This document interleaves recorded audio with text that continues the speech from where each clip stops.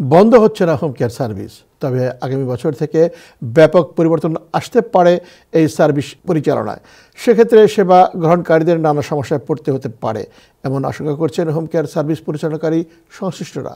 জানা গেছে, নতুন বছরের 30 মার্চের মধ্যে ফিনান্সিয়াল কোম্পানি পিপিএলকে হোম কেয়ার সার্ভিসের দায়িত্ব দিতে চাচ্ছেন গভর্নর ক্যাথি হোকল। আবার পিপিএল পুরনো ও নন প্রফিট 50টি হোম কেয়ার সার্ভিস প্রতিষ্ঠানের মাধ্যমে এই সার্ভিস প্রদান করবে। এর জন্য ইতিমধ্যেই 29টি এজেন্সি চূড়ান্ত হয়েছে এবং পিপিএলের কাছে ট্রান্সফার হওয়ার জন্য চিঠি পাঠানো হচ্ছে। সিদ্ধান্তটি কার্যকর হলে 1 এপ্রিল থেকে সিডিপ্যাপ সার্ভিসের জন্য কোনো এজেন্সি থাকবে না। তবে গভর্নরের সিদ্ধান্তের বিরুদ্ধে এথনিক কমিউনিটির হোম কেয়ার সার্ভিস প্রতিষ্ঠানগুলো আদালতের শরণাপন্ন হয়েছেন।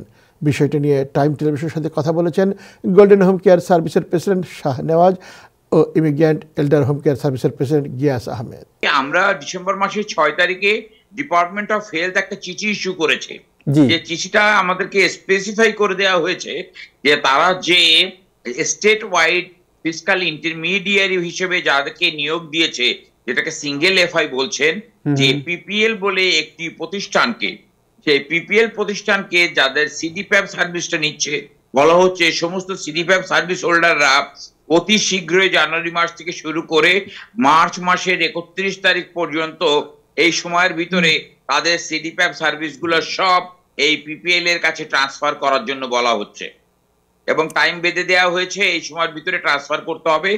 1 তারিখের পরে যারা সিডিপ্যাপ নিয়ে আমরা যারা হোম কেয়ার কাজ করতাম, আমরা কোনো বিল করতে পারবো না, সম্পূর্ণ বিলিং করবে পিপিএল। এবং যদি কোনো সিডিপ্যাপ সার্ভিস হোল্ডাররা যারা সার্ভিস নিচ্ছেন তারা যদি মার্চ মাসের 31 তারিখের ভিতরে পিপিএল এর কাছে ট্রান্সফার হয়ে না যান, তাহলে তাদের সার্ভিস চলে যাবে, তাদের সার্ভিস থাকবে না। শাহনাজ ভাই সুন্দর বলেছেন। তবে ওই আরেকটা জিনিস হলো যে আমি অ্যাড করতে চাই, সেটা হলো যে আমরা ইতিমধ্যে এই যে সিঙ্গেল এফআই একটা কোম্পানিকে দিয়েছে, সেই কোম্পানির বিরুদ্ধে তারা যেন এই মাসের মধ্যে চাপ দিয়ে তাদের মানে মেম্বারদেরকে তাদের কোম্পানিতে না নিতে পারে। এই কারণে আমরা অলরেডি কংগ্রেসে একটি বিল উত্থাপন করার চেষ্টা করেছি। রিপাবলিকান 6 জন কংগ্রেসম্যান এই বিলটা উত্থাপন করেছে। আমরা ট্রাই করতেছি ডেমোক্রেটের কাছ থেকে যে 3 মাসের একটা মেম্বারকে যেন 3 মাস সময় দেওয়া হয় তাকে থিঙ্ক করবার জন্য, চিন্তা করবার জন্য, বা এবং এই 3 মাসের মধ্যে সে ট্রান্সফার করবে। তার মানে এই চিঠি পাওয়ার সাথে সাথেই আমাকে 1 দিনের মধ্যেই বা 1 সপ্তাহের মধ্যেই ট্রান্সফার করতে হবে। এই টাইম টেবিলটার জন্য 3 মাস।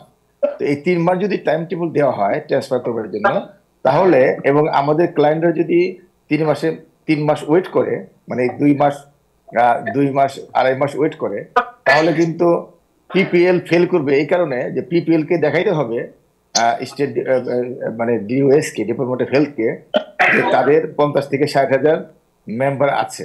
তো 50 থেকে 60,000 মেম্বার যদি সে মার্চের মধ্যে না দেখাইতে পারে, তাহলে কিন্তু তারা এই সিঙ্গেল এফআই তাদের ক্যান্সেল হয়ে যাবে।